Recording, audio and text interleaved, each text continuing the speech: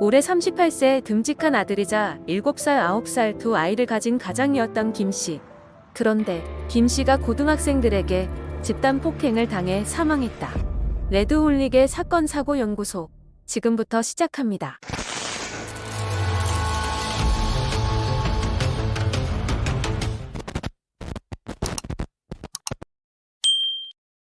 김 씨는 퇴근 후 회사 동료와 함께 술자리를 가졌습니다. 그리고 8시쯤 동료와 헤어진 이후는 인근 호프집에서 홀로 맥주를 마셨습니다. 이후 김 씨는 의정부 밀락동 광장 방향으로 귀가 중이었습니다. 그로부터 10분 뒤 번화가 벤치에 앉아있던 남고생 6명과 시비가 붙으며 폭행을 당했습니다. 폭행이 시작된 지 1분이 채 되지 않아 김 씨는 길 위에 쓰러지면서 의식을 잃었습니다.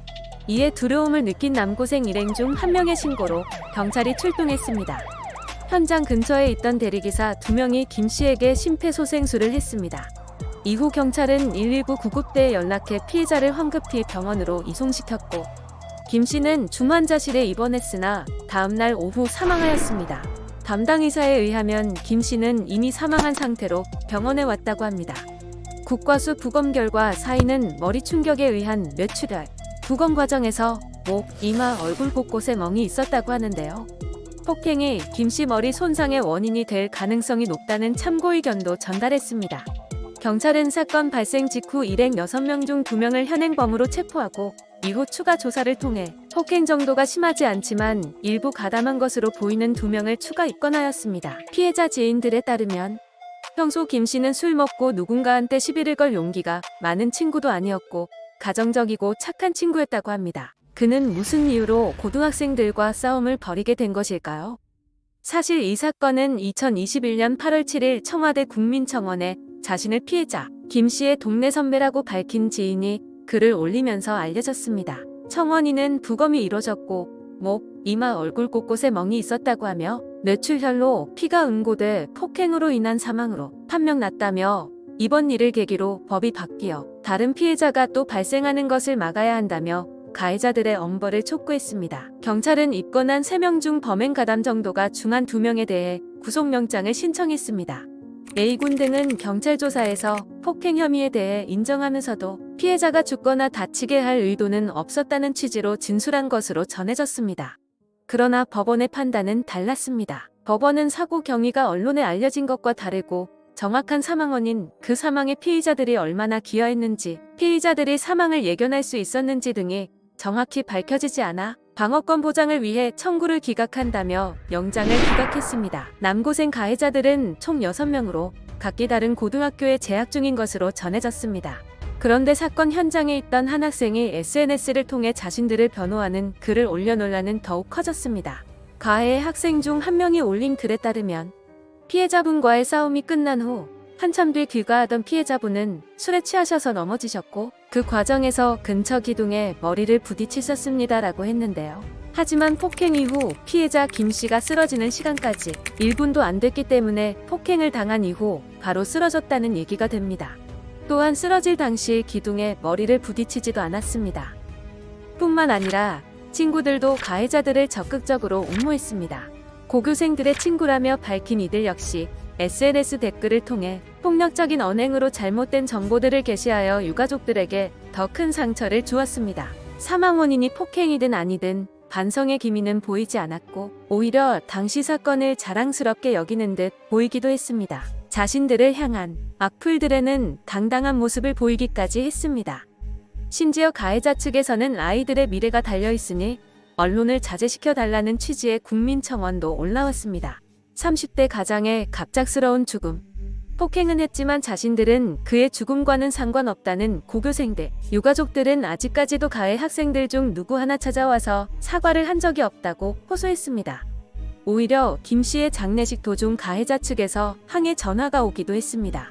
자식을 잃은 부모에게, 그것도 장례를 치르고 있는 와중에 항해 전화를 한다는 것은 도무지 이해하기가 어렵습니다.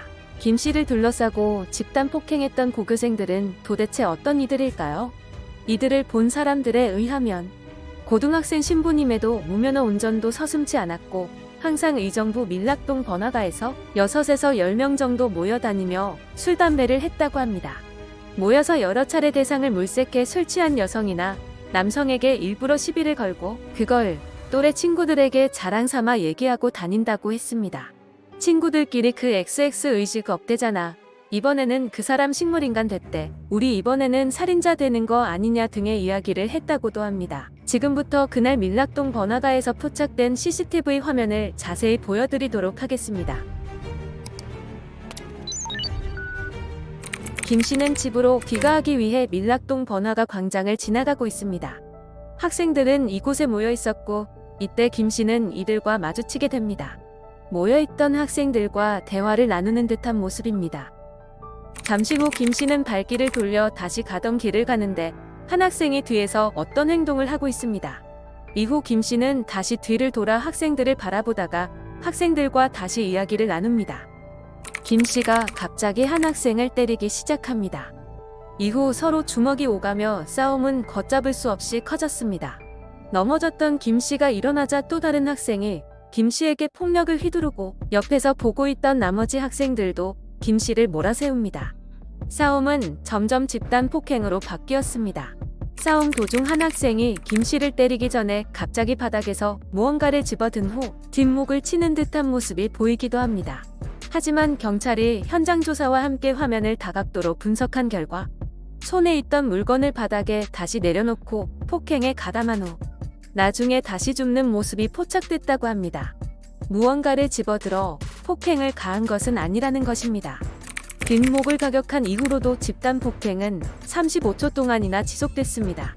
나머지 학생들도 싸우는 모습을 단순히 방관하는 것이 아니라 같이 몰려다니면서 위협을 가하는 모습으로 보입니다.